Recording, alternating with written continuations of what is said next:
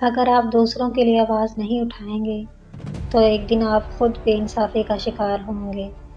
ایک دفعہ ایک پروفیسر نے لیکچر کے دوران ایک طالب علم کو مخاطب کیا اور کہا، آپ وہاں دوسری ٹیبل پر نیلی جیکٹ والے، آپ کا نام کیا ہے؟ اسٹوڈنٹ نے کہا، میرا نام علیشہ ہے۔ علیشہ، برائے مہربانی آپ میرے لیکچر روم سے ابھی چلی جائیں۔ علیشہ نے حیرانگی سے کہا، کیوں سر؟ میں آپ کو دوبارہ نہیں دیکھنا چاہتا۔ آپ کا بہت شکریہ، آپ یہاں سے چلی جائیں، میں دوبارہ نہیں کہوں گا۔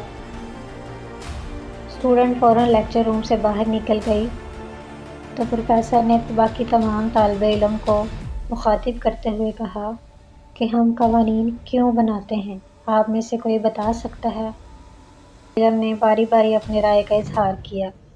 ایک نے کہا سماجی ترتیب کے لیے، اور دوسرے نے کہا کسی شخص کے ذاتی حقوق کی حفاظت کے لیے، اور تیسرے نے کہا تاکہ آپ حکومت پر انحصار کر سکیں۔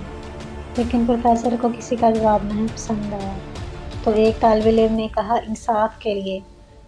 تو پروفیسر صاحب نے اس کا شکریہ ادا کیا اور کہا یس، یہ اچھا آپ مجھے یہ بتائیں کہ میں نے آپ کی کلاس فیلو کے ساتھ ابھی ناانصافی کی تو آپ نے مجھے روکا کیوں؟ کسی نے بھی احتجاج کیوں نہیں کیا؟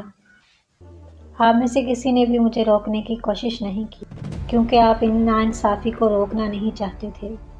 دیکھیں، جو آپ نے ابھی سیکھا ہے وہ میں آپ کو 1000 لیکچر بھی دیتا تو آپ نہیں سیکھ سکتے تھے جب تک آپ نے خود اس لمحے کو محسوس نہیں کیا۔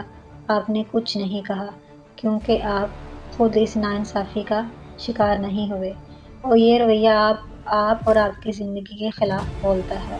آپ کو لگتا ہے اس سے آپ کا کوئی سروکار نہیں، اس سے آپ کا کوئی تعلق نہیں، تو میں آپ کو آج یہ بتانا چاہتا ہوں، اگر آپ انصاف مہیا کرنے میں ناکام ہو جاتے ہیں تو ایک دن آپ خود اس ناانصافی کا شکار ہو سکتے ہیں، تو اس وقت کوئی بھی آپ کی مدد کرنے کے لیے کھڑا نہیں ہوگا۔ سچائی اور انصاف ہم سب کے ذریعے ہی زندہ ہے اور ہمیں اس کے لیے لڑنا چاہیے۔ زندگی کی اس بھاگ دوڑ میں ہم ایک دوسرے کے پاس تو رہتے ہیں لیکن ایک دوسرے کا ساتھ نہیں دیتے۔ ہم اپنے آپ کو تسلی تو دیتے ہیں، اس مسئلے کے ساتھ ہمارا کوئی تعلق نہیں اور ہمارا کوئی سروکار نہیں۔ ہم رات کو خوشی خوشی اپنے گھر چلے جاتے ہیں اور سوچتے ہیں کہ ہم بچ گئے ہیں، لیکن ہمارے ہاں روزانہ کاروبار، کھیل اور ٹرام میں ناانصافی ہوتی ہے۔ اس کی دیکھ بھال کے لیے کسی اور پر انحصار کرنا بالکل بھی ٹھیک نہیں۔ یہ ہمارا فرض ہے کہ ہم مشکل وقت میں دوسروں کا ساتھ دیں اور ہم ان لوگوں کی آواز بنیں جو اپنے لیے آواز نہیں اٹھا سکتے۔ میں یہاں آپ کو آواز کی طاقت کے بارے میں سکھانے میں چاہتا ہوں آپ کریٹیکل تھنکنگ کے مالک بنیں جو کہ آپ کو بااختیار بنائے گی تاکہ آپ صحیح کے ساتھ کھڑے ہو سکیں، پھر بے شک وہ اس کے خلاف ہی کیوں نہ ہو جو باقی تمام لوگ کر رہے ہیں۔